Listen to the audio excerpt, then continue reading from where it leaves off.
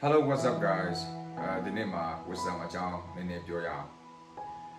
wisdom ကိုလိုချင်တယ်လားလို့ပြောလို့ရှိရင်လူတိုင်းလိုချင်တာပေါ့နော်ဒီနေ့လောကကြီးကဖခင်ရဲ့ wisdoms နဲ့တွားမှရရမယ်လောကကြီးဖြစ်နေပြီ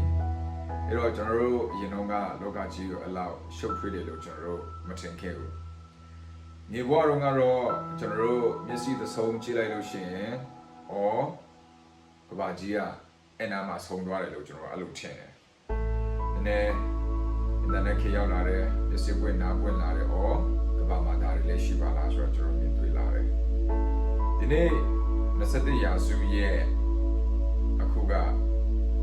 AI kit ဆိုတာတဲ့ robotic kit ကိုရောက်သွားပြန်ပြီ။လောကကြီးကအင်တာမှာရှုပ်ထွေးပြီးတော့စံပြတဲ့အရာတစ်ခုလို့ကျွန်တော်ပြန်ပြီးတော့မြင်ပြန်တယ်။အဲ့တော့ဒီနေရာမှာကျွန်တော်တို့က wisdoms နဲ့တော်တော်ဉာဏ်ရှိပြီးတော့ကျွန်တော်တို့သွားလာရမယ့်အနေအထားကိုရောက်သွားပြီကျွန်တော်ရဲ့ personal interpretation လုပ်မယ်ဆိုလို့ရှိရင် wisdoms က wisdom ရှိတဲ့သူဉာဏ်ပညာရှိတဲ့သူဆိုတာအနာဂတ်ကိုကြိုတင်ပြင်ဆင်နိုင်တဲ့သူအနာဂတ်ကိုကြိုတင်ပြီးတော့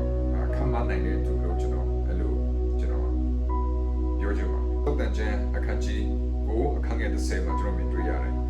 သောရဖျားကိုကြောက်ရွံ့သောသဘောသည်ပညာဤမူလအမြစ်ဖြစ်ဒီမှာပညာလို့သုံးထားတယ်အဲ့တော့ကျွန်တော် English လို့ကတော့ wisdom လို့သုံးထားတယ်တန်ရှင်တော်မူသောဖျားကိုတိကျွမ်းသောသဘောသည်ဉာဏ်ဖြစ်တယ်လို့ပြောတယ် Okay ဒါဆိုရင်အနာဂတ်ကိုဘယ်လောက်ပဲကျွန်တော်တို့ကြိုတင်ပြင်ဆင်ပါစေအနာဂတ်ကိုကျွန်တော်တို့မပိုင်တော့ဒါကိုဖျားပိုင်တယ်လို့ကျွန်တော်တို့အဲ့လိုယုံကြည်ပါတယ်ဒါဆိုရင်ဒီနေ့ကျွန်တော်တို့ wisdom ဆိုတာကထာဝရဘုရားကိုကြောက်ရွံ့ခြင်းဖြစ်တယ်တဲ့အဲ့တော့ဒီထာဝရဘုရားကိုကြောက်ရွံ့ခြင်းဖြစ်တယ်လို့ပြောတဲ့အခါမှာထာဝရဘုရားကိုကြောက်ရွံ့ဖို့ရတယ်ဒီတိုင်းကြောက်ရွံ့ရလို့လားထာဝရဘုရားကိုကြောက်ရွံ့ဖို့ဒီတိုင်းကြောက်ရွံ့လို့ရလို့လားကျွန်တော်တို့မရပါဘူးအဲ့တော့ထာဝရဘုရားကိုကြောက်ရွံ့ခြင်းဆိုတာဘာလဲဆိုတော့ကျွန်တော်အရင်သိရပါတယ်ကျွန်တော်ဘာကို study လုပ်မယ်လေ့လာမယ်သင်ယူမယ်မှတ်သားမယ်ဒါနဲ့လုံလောက်သွားပြီလား No မလုံလောက်အဲ့တော့ကျွန်တော်ဘာလုပ်ရမှာလဲလက်တွေ့လိုက်ရှောက်ရမှာဖြစ်တယ် Okay ကျွန်တော်ဒီမှာကျန်းစာဖတ်လိုက်မယ်ဒီမှာကျန်းစာကျွန်တော်ဖတ်လိုက်တယ်ပြီးသွားပြီလားခိုင်တဲ့သူများနဲ့တွားပြီးတော့ခိုင်ရဖြစ်မယ် No အဲ့တော့ဒီနေ့ဘုရားခင်ကျွန်တော်တို့ကဘာစကားပြောတယ်လဲပညာရှိစွာကျွန်တော်တို့တွားလာဖို့သာရဘုရားကိုကြောင်းဖို့ကျွန်တော်စကားပြောတယ်ဆိုရင်ဒီစကားပြောတဲ့အရာပေါ်မှာဒီနေ့ကျွန်တော်ဆင်ခြင်ရအောင်မယ်ဒါအိမ်တော်မှာရည်ချပါတယ်သာရဘုရားရဲ့စကားနားထောင်ခြင်းသာရဘုရားကိုကြောင်းရွံ့ခြင်းဘုရားခင်အလိုတော်မရှိတဲ့လမ်းကိုပေးပြီးတော့ဘုရားခင်အလိုတော်ရှိတဲ့လမ်းကိုရှောက်လမ်းဖို့ရအတွက်ဆိုတဲ့အခါမှာကျွန်တော်ထင်ထားတော့မလွယ်ဘူးသူတောင်းနေရုံနဲ့ wisdom ကဘွားကနေပေါ်လာပြီးတော့ကျွန်တော်ကောင်းတဲ့ကျွန်တော်ရဲ့ဝိညာဉ်ထဲကိုရောက်သွားတာဟုတ် not simple but not difficult ဒီနေ့ကျွန်တော်တို့ wisdom ကိုရဖို့ရတဲ့ဘုရားနဲ့စာရမှာလဲ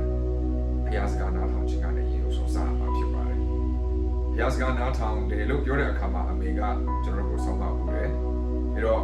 နေမကောင်းတဲ့လူတွေနဲ့မပေါင်းနဲ့ဆက်လက်မတောင်းနဲ့အရင်မတောင်းနဲ့ဟုတ်လားကျွန်တော်မိန်းကလေးတွေဆိုလို့ရှိရင်တော့ငယ်ရွယ်နဲ့ရည်စားမထားနဲ့